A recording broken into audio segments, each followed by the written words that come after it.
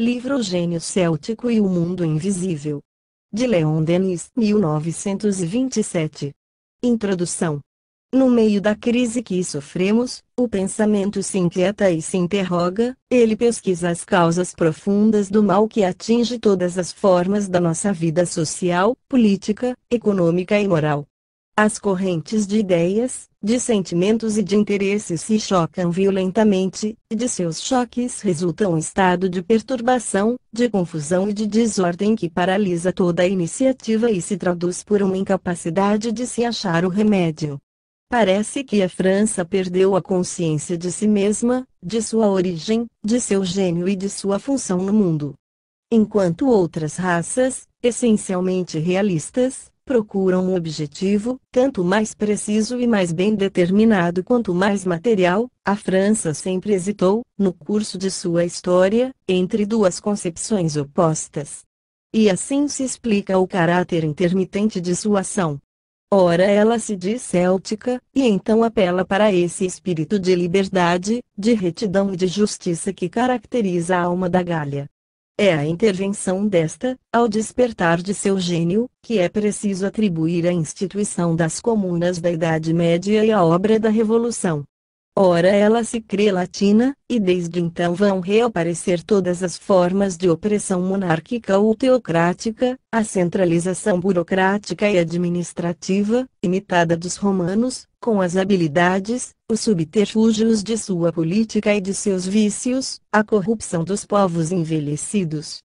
Acrescentai, independente dessas concepções, a indiferença das massas, a sua ignorância das tradições, a perda de todo o ideal.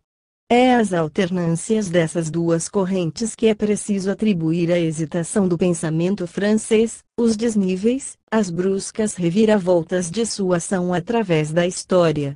Para reencontrar a unidade moral, a sua própria consciência, o sentido profundo de seu papel e de seu destino, isto é, tudo o que torna as nações fortes, bastaria a França eliminar as teorias erradas, os sofismas pelos quais se tem falseado o seu julgamento, obscurecido o seu caminho, e voltar à sua própria natureza, às suas origens étnicas, ao seu gênio primitivo, em uma palavra, à tradição céltica, enriquecida do trabalho e do progresso dos séculos.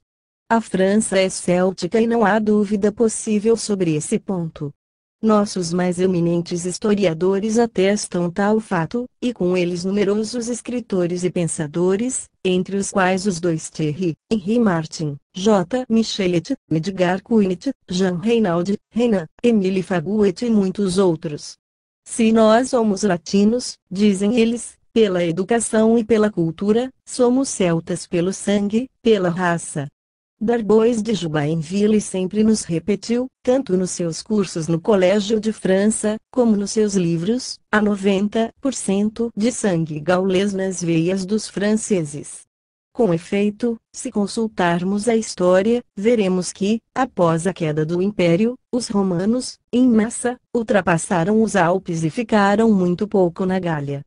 As invasões germânicas passaram como trombas d'água sobre nosso país, somente os francos, os visigodos e os burgundes fecharam-se por muito tempo para se fundirem com os elementos autóctones. Além do mais, os francos eram em número de 38 mil, enquanto que a Gália contava cerca de 50 milhões de habitantes.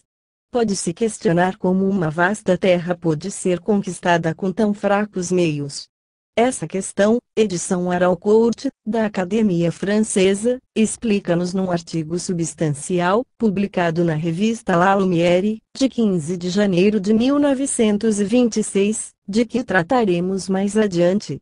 Todos aqueles que guardaram no coração a lembrança de nossas origens desejam evocar as glórias e os reveses desta raça inquieta, aventurosa, que é a nossa, em vez de lembrar as desgraças e as experiências que lhe atraíram tantas simpatias. Para todas essas páginas célebres, escritas sobre esse assunto, eu não teria sonhado em acrescentar, seja o que for, se não tivesse tido um elemento novo a oferecer ao leitor para elucidar o problema das nossas origens, isto é, a colaboração do mundo invisível. Com efeito, é pelo estímulo do espírito Allan Kardec que realizei este trabalho, em que se encontrará uma série de mensagens que ele nos ditou, por incorporação, em condições que excluem toda fraude. No decorrer dessas palestras, os espíritos, libertados da vida terrestre, trouxeram-nos seus conselhos e seus ensinos.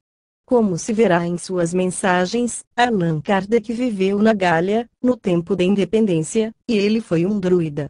O dolmen que, por sua vontade, se eleva sobre seu túmulo no cemitério Père-Lachaise, tem ali um sentido preciso.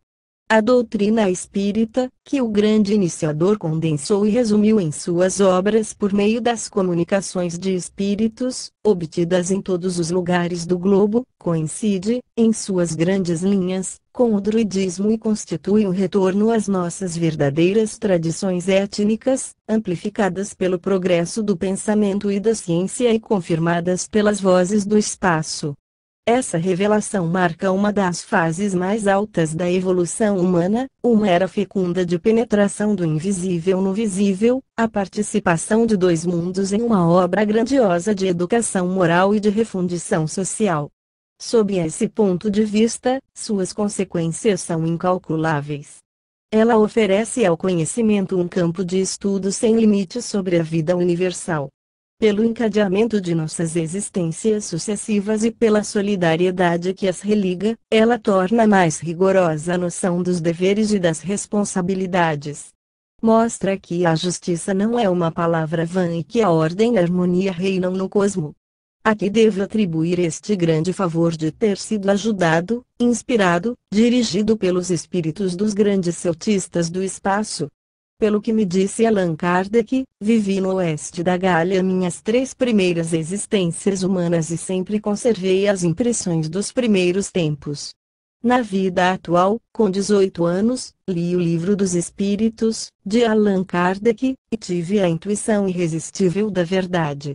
Parecia ouvir vozes longínquas ou anteriores que me falavam 1000 coisas esquecidas. Todo um passado ressuscitava com uma intensidade quase dolorosa. E tudo o que vi, observei, aprendi, desde então, foi somente para confirmar essa impressão primeira.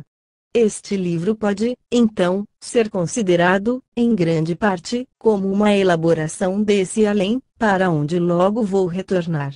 A todos aqueles que os lerem, possa este livro levar uma radiação do nosso pensamento e da nossa fé comum, um raio do alto que fortifica as consciências, consola as aflições e leva as almas para esta fonte eterna de toda verdade, de toda sabedoria e de todo amor, que é Deus.